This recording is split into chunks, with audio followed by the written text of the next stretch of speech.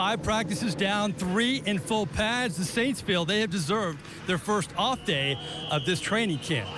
Good evening, everybody. I'm Mike Neighbors, anchoring CST's coverage of Saints Training Camp 2016. What have we learned so far? I know it's still very early. Well, we've learned the Saints defense is playing so far a lot better than it did at this point in training camp a year ago. Dennis Allen's guys are all over the football, often leaving the Saints offense pretty frustrated. Speaking of that, you see Mark Ingram taking an extra lap around the practice field this morning. Why? Well, he committed a turnover. The culprit, Roman Harper, forcing the ball out, and Jarris Byrd, who took a day off yesterday, back on the practice field recovering this fumble. Later on, Byrd in the middle of the action on special teams, forcing another fumble. It's been a great camp for the Saints secondary and a great camp for second-year cornerback P.J. Williams. A pass deflection right here. Overall, the defenses look good, but Sean Payton still wants to play a wait-and-see attitude with this bunch.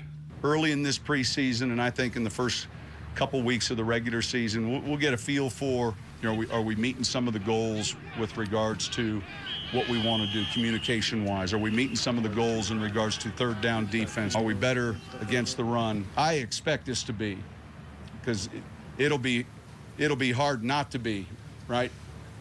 It'll be hard not to be. Sean's players would agree with his statement. Kenny Vaccaro told us earlier in the week when talking about the improvement for this defense, he said there's only one way to go, and that would be up. Yeah, it's been a frustrating few years for the Saints defenders. Let's jump on the other side of the football, where it was sometimes frustrating a year ago for first-round pick Andres Peat. Now, he was moved around that offensive line. His natural position is tackle, but because of Teron Armstead and Zach Strief, he had to fit in at guard. So far in this camp, with Armstead on the PUP list, Peat has found himself playing left tackle most of the time. So moving around from guard to tackle, has that made Peat's job tougher?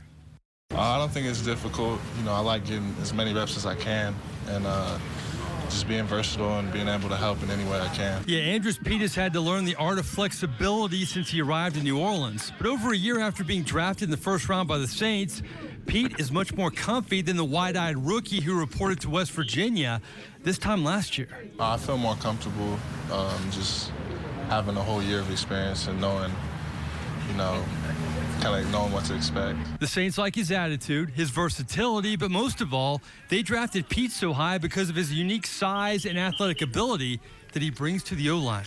In that draft, we felt if Peat were available, that was a guy we were taking, because you just rarely get that size and athleticism. He was a junior coming out. We knew he was young. He was big, smart, played in a pro offense. So the vision for him when we selected him certainly was that of a tackle, and yet, to his credit, with his athleticism, he can play guard. He may very well start for us at guard. Peat is having a great camp so far. This after a rookie season where he learned to fight through a new position and a new league. It was definitely tough at first, and it was just a lot of learning, being a rookie. But I felt like that I improved throughout the season, and I've tried to carry that on, through the OTAs, mini camp, and then this training camp, just continually getting better. It's obviously a big jump for him from last year. Look, I think he's in good shape. They're throwing a lot of stuff at him. He's playing right guard and OTAs now. Moves over to left while Teron's out, and and he's going to get reps at right tackle eventually too, I'm sure. So, they're moving him around, but fortunately, when you have a guy that's that talented, he's making those transitions pretty easily, and that's a good sign. Not getting hung up on a bad play, and knowing that, at times you're going to get beat, but you just always have to continue to, move on to the next play and try to get better. Peat is learning, but not dwelling on living up to the pressure of being a first-round pick. I don't have any, don't read into that or any pressure into that. I just, like I said, try to get better each day and stack days. Andres Peat, a big component for the Saints offense, where this team is hoping he lives up to that first-round billing this season. Well, we're just getting warmed up here in West Virginia. Coming up next, our nightly camp counselor, and we have a guy who's never short on opinions. He's Times-Picayune-NOLA.com columnist Larry Holder. He's next on CST's coverage of Saints Training Camp 2016.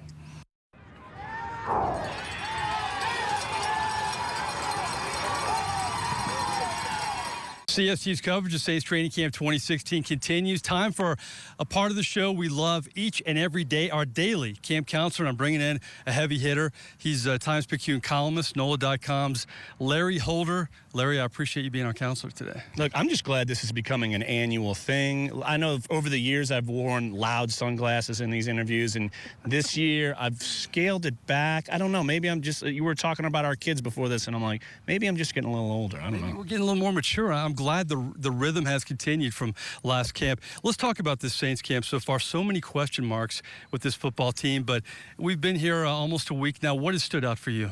Look, I think we've seen an improved defense, and even some of the players after practice today basically saying, look, we won the first 2 days of pads, but offense got us. But it's a good sign that you're seeing defense. And a lot of juggling moving around. Had some players banged up, like Nick Fairley's missed the last couple of days, but that's given added reps to, say, Sheldon Rankins. So, of course, you want to see added reps. We're seeing Tyler Davison play more with the ones and John Jenkins playing with the twos. And that edge spot, really competition with Obum Gwacham, Kasim Edebali, Davis Tull. So it all starts there. I mean, because I think their secondary could be solid. I think their linebacker core could be solid. But they've got to improve there, both run and pass rush, to really get out of the doldrums of the rankings they've been the last couple of years. You and I have covered this team every year under Sean Payton. We've seen a few defensive coordinators with a few different styles. Dennis Allen's the type of guy, he likes that attacking defense, but it's been a more organized defense. You don't see a lot of missed assignments so far. I know it's early, and you don't see him yelling like a Greg Williams, but he's definitely, to me, kind of put his imprint so far on this defense in terms of organization. Well, you bring up Greg Williams, and I know there's some similarities with the on-field stuff because, look, Dennis Allen learned a lot of defense under Greg Williams when he was here originally back in 2009, most notably the Super Bowl season. But you look at what Dennis Allen says, and you look at the way the players react, I do think there is a bit of a difference because, look, Dennis Allen and Rob Ryan, their styles are different.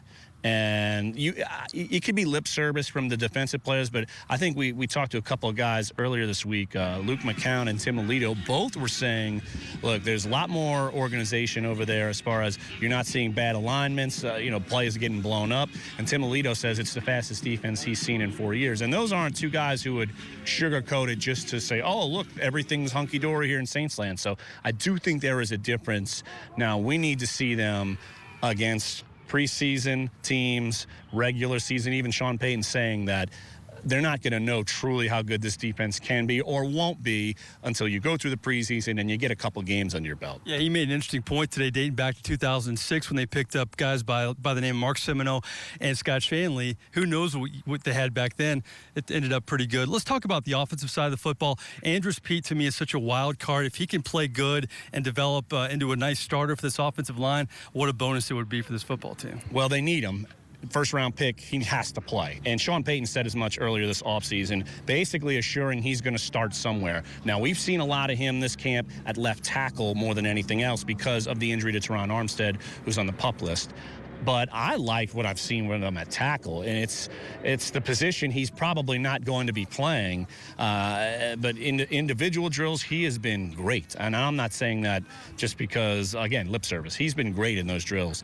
But you more likely will see him at guard. So I'm curious how they're going to rotate the reps because you got to fill him in at Armstead's spot. But there's certain competition there, and even Lolito, again, said it a couple days ago. It's three guys vying for two jobs: Lolito, Senio Kelemete, and Andrus Peat at guard. Another wild card, C.J. Spiller, wasn't 100% most of last season. Boy, if he can be the C.J. Spiller that we've seen before he arrived in New Orleans, what an added boost it would be for this offense. And it would make guys like Mark Ingram and some of these receivers better, too. Yeah, we've seen some glimpse of his speed and what he can do, and yet I still think there's a question mark. I'm curious to see where he fits in with the running back rotation because I don't think he's necessarily an Ingram Hightower guy. So you're going to try to use him more a la Darren Sproles, a la Reggie Bush. I think they need to figure out what they want to do with him. So he is definitely wild card. I think absolutely more of a wild card than Andrus Peat, honestly. That was quality counseling, my friend. The more mature Larry Holder, I enjoyed this. I hope I don't have to counsel you later and then, from days from now because we get burnt out here. That's a given, probably.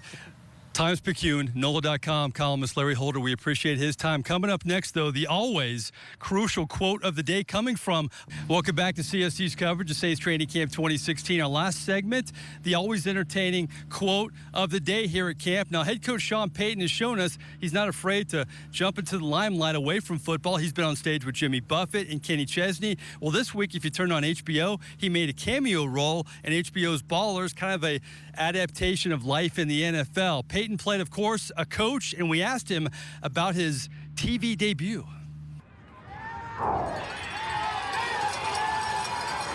Look, I was asked to do it. You know, you read the script sometimes, and it's like Mickey said to me, you know, if we ever show up with an airplane and a parade to sign a 30-year-old receiver, just...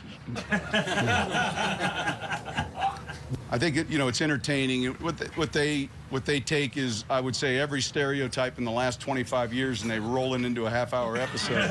It gave you a chance to meet a lot of fun people, but you shake your head as you're reading some of the script, and you're like, but then it doesn't have to be real, right? Good stuff from the Saints head coach. Sean Payton enjoyed the experience, but doesn't see a big future in acting. Well, that wraps up Monday's show. The Saints off on Tuesday, but we won't be off. We'll have another show here on CST on Tuesday as well. We'd like to thank our camp counselor, Larry Holder of the Times-Picayune and NOLA.com.